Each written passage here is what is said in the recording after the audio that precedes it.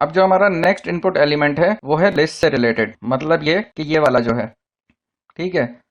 तो इसमें हम क्या करते हैं, इसके अंदर हम एक इनपुट एलिमेंट यूज करेंगे और लेबल का एलिमेंट हम उसी तरीके से यूज करते हैं। अब इसमें ये वाले इनपुट एलिमेंट के बाद हम एक डाटा लिस्ट का एलिमेंट यूज करते हैं, ये वाला कंप्लीट। और इस डाटा लिस्ट के एलिमेंट के अंदर हम ये ऑप्शन का एलिमेंट यूज करते हैं। ये जो भी हमारी लिस्ट में वैल्यूज होंगी वो हम यहाँ ऑप्शन के एलिमेंट के जरिए देते हैं, मतलब इसके वैल्यू के एट्रीब्यूट के अंदर हम वो वैल्यू लिख देंगे जो आप चाह रहे हैं कि आपके लिस्ट में शो हो। तो यहाँ पे मैंने 4 ऑप्शन के एलिमेंट यूज करे हैं और इन चारों को वैल्यू का एट्रीब्यूट दिया है और उनके वैल्यू के एट्रीब्यूट के अंदर मैंने वो वैल्यूज लिख दी हैं जो कि मैं चारों लिस्ट में शो हूं।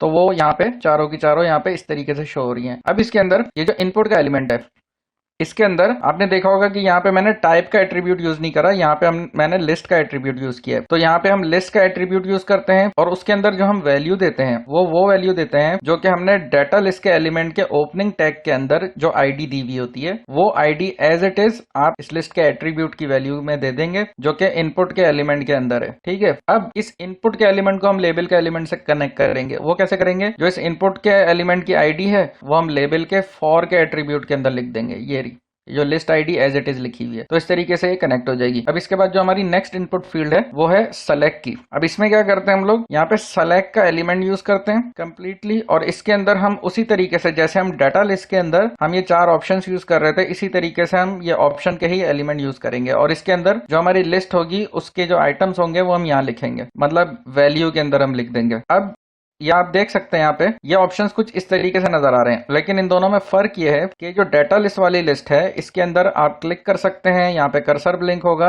और अपनी भी वैल्यू दे सकते हैं। मतलब ये यहाँ पे जैसे मैंने गोट अपनी वैल्यू दे दी। अगर मुझे लिस्ट में कोई सी भी चीज पसंद नहीं आ रही, मतलब यहाँ पे जैसे लिखा हुआ है सेलेक्ट योर फेवरेट एनिमल, तो यहाँ पे इनमें से अगर मेरा कोई फेवरेट एनिमल नहीं है तो मैं यहाँ पे क्लिक करके कोई दूसरा एनिमल भी लिख सकता हूँ। लेकिन यहाँ पे मेरे पास ये जो सेलेक्ट वाली लिस्ट है इसके अंदर मेरे पास और कोई ऑप्शन नहीं है, इसके अंदर जो भी ऑप्शन होंगे इन्हीं में से मुझे सेलेक्ट करनी पड़ेगी। मैं अपना कोई इनपुट यहाँ पे नहीं दे सकता, मतलब खुद से लिखकर कुछ नहीं सबमिट कर सकता। तो ये डिफरेंस है इन दोनों की दोनों लिस्ट में।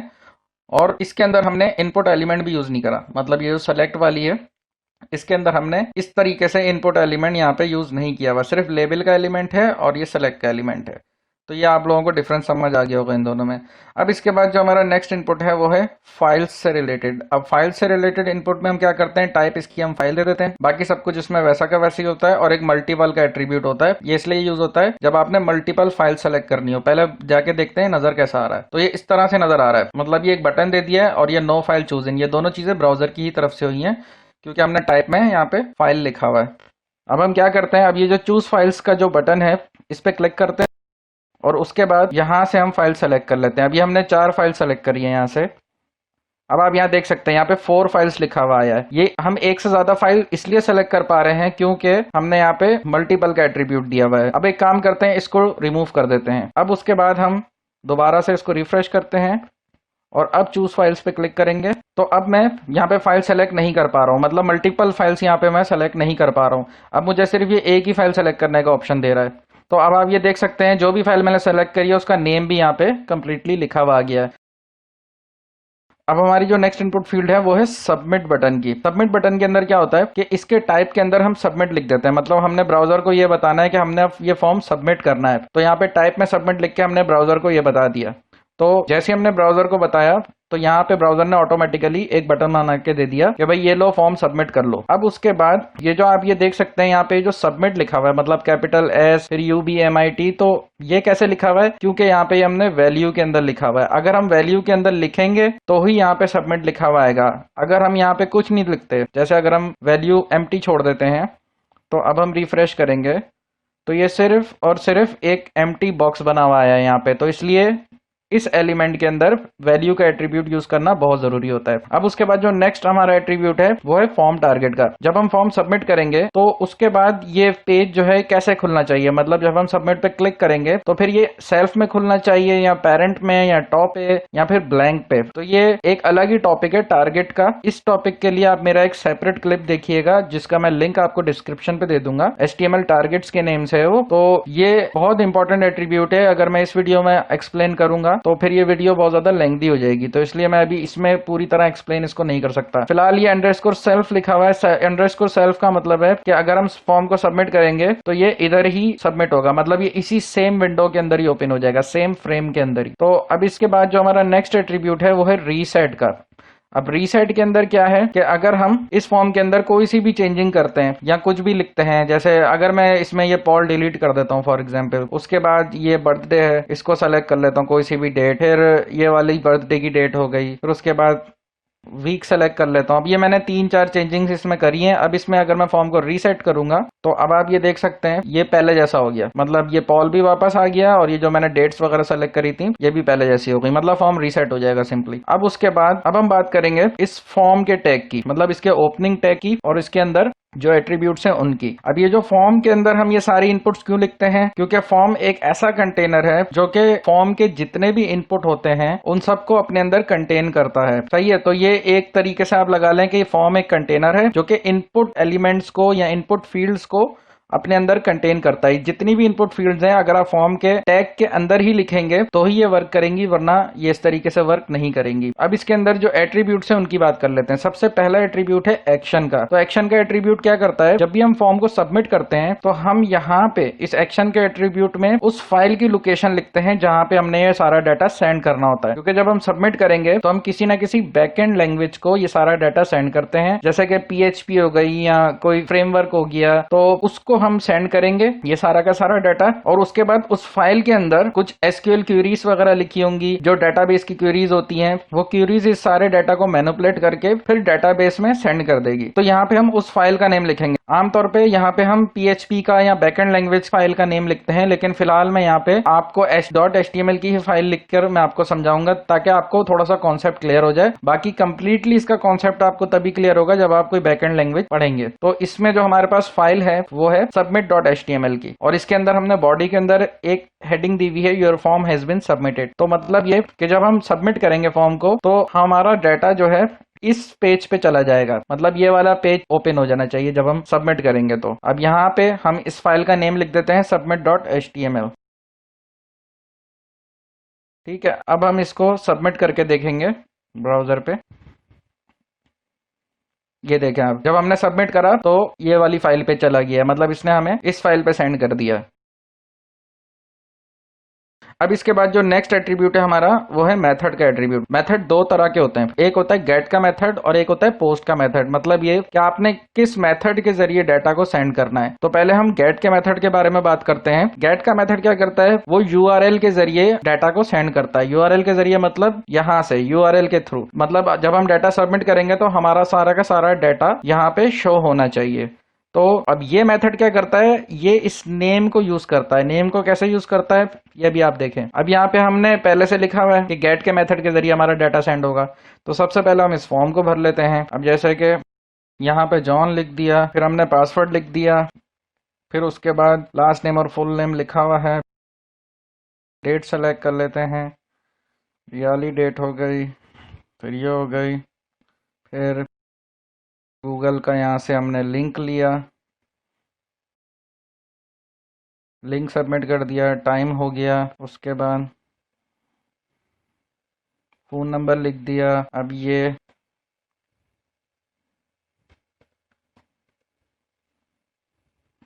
ईमेल लिख दिया। बाकी इसको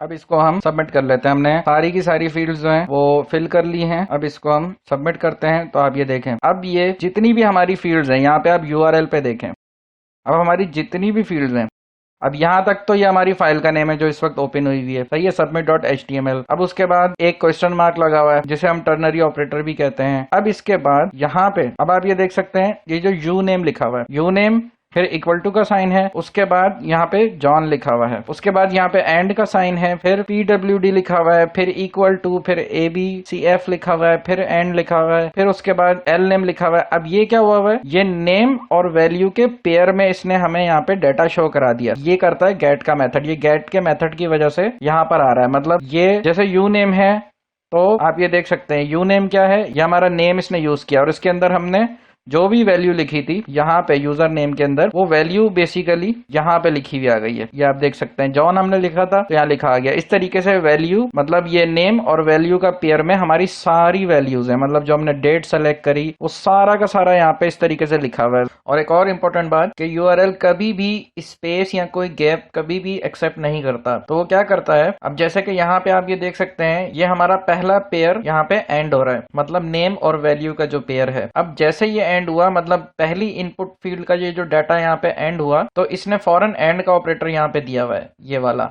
तो अब इसलिए इसने दिया हुआ है ताकि कोई स्पेस ना हो यहाँ पे या कोई गैप यहाँ पे ना हो, तो इसलिए इसने सेपरेट करने के लिए स्पेस के बजाय एंड का ऑपरेटर दे दिया है। इसी तरीके से जब ये दूसरी पासवर्ड की इनपुट फील्ड हमारी खत्म हुई, फिर दोबारा इसने यहाँ पे एंड का ऑपरेटर दे दिया, या आप साइन कह सकते हैं इसको। उसके बाद फिर ये तीसरी इनपुट फील्ड कंप्लीट हुई तो दोबारा से इसने यही दे दिया। और ये वाली इनपुट फील्ड जो है फुल नेम, इसके अंदर आप देखें हमने इसके अंदर लिखा था सैम पॉल, मतलब सैम स्पेस पॉल, तो यहाँ पे स्पेस के बजाय इसने प्लस साइन दे दिया, मतलब ये कि यहाँ पे प्लस का ऑपरेटर दे दिया इसने ताकि स्पेस ना रहे। तो यूआरएल कभी भी स्पेस एक्सेप्ट नहीं करता, तो इसलिए ब्राउजर ऑटोमेटिकली खुद से कोई ना कोई ऑपरेटर या कोई ना कोई साइन खुद ही ऐड कर देता है। तो ये भी एक इंपॉर्टेंट बात थी। अब हम गेट सिर्फ उस वक्त यूज करते हैं जब हमारा डाटा ज्यादा सेंसिटिव ना हो, मतलब ये कि उसके अंदर पासवर्ड की इनपुट फील्ड नहीं होनी चाहिए, पहली चीज तो ये हो गई। फिर उसके अलावा कोई सा भी कॉन्फिडेंशियल डेटा, जो कि जैसे कोई बैंक अकाउंट नंबर है तो उसमें जाहिर सी बात है बैंक के आपके अकाउंट का यूजर नेम और पासवर्ड बहुत ज्यादा सीक्रेट डाटा होता है, तो उस वक्त भी गेट का मेथड यूज नहीं करते। अब जब भी आपका कोई सीक्रेट डाटा हो तो उसके लिए मेथड होता है पोस्ट का। अब पोस्ट का मेथड क्या करता है, अब हम इसको पोस्ट के जरिए सबमिट करके देखेंगे। अब हम दोबारा से सारी फील्ड्स भरते हैं।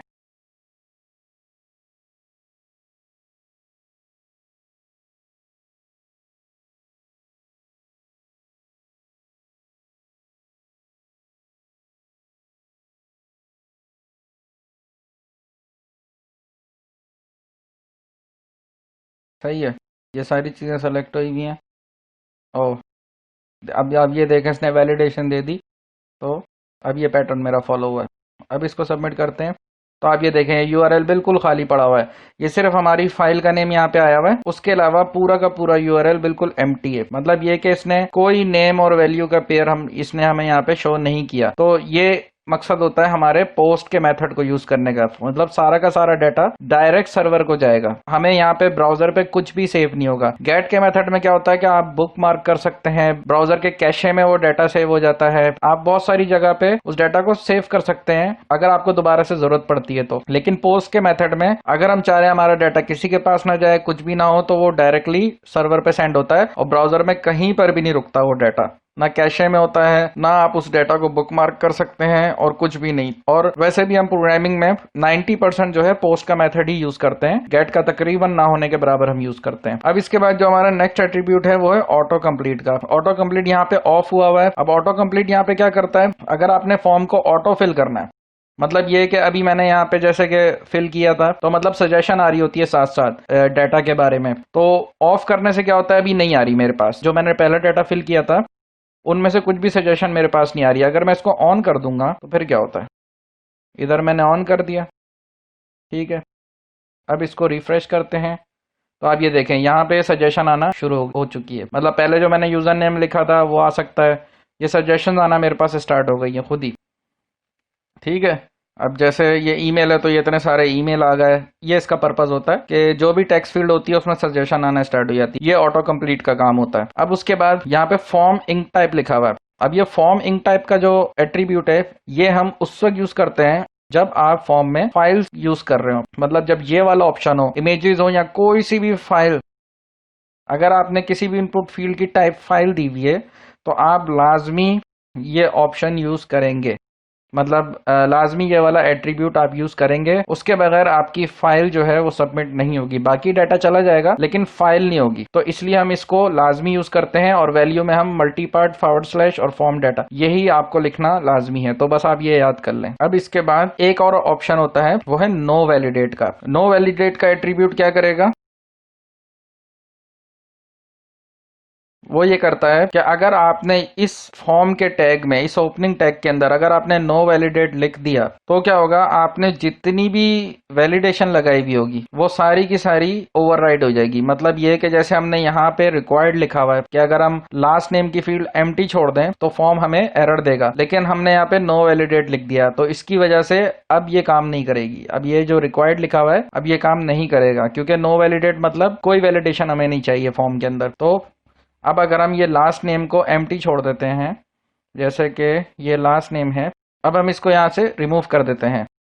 अब हम इसको सबमिट करेंगे तो कोई वैलिडेशन नहीं आएगी। आप देखें your form has been submitted, मतलब इसने हमें लास्ट फॉर्म पे कोई वैलिडेशन इसने हमें नहीं दी है। तो यहीं पे हमारा फॉर्म का जितने भी हमारे कॉन्सेप्ट थे, जितनी भी चीजें थी वो सारी एंड होती हैं। अगर आपको ये वीडियो पसंद आई है तो जरूर लाइक करिएगा।